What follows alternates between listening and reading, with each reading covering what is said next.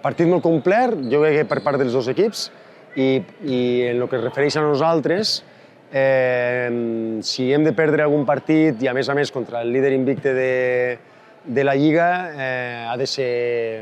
Ens sentim a gust perdent així, diguéssim, no? Perquè hem arribat a la pròrroga, hem superat un parell de mals moments, sobretot al primer quart, que ens han ficat 21 punts en els primers 5 minuts, semblava que no teníem resposta a la seva capacitat atlètica, no? I a la seva qualitat.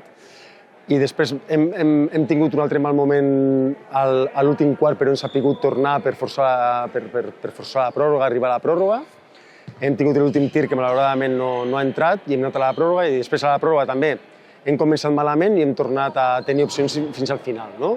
Tots els jugadors, els 12 jugadors que estaven convocats avui han sigut protagonistes, jo crec, en el bon nivell que ha donat l'equip, i excepte el resultat final, que ha sigut una derrota per 2 punts, tot l'altre moltes coses positives.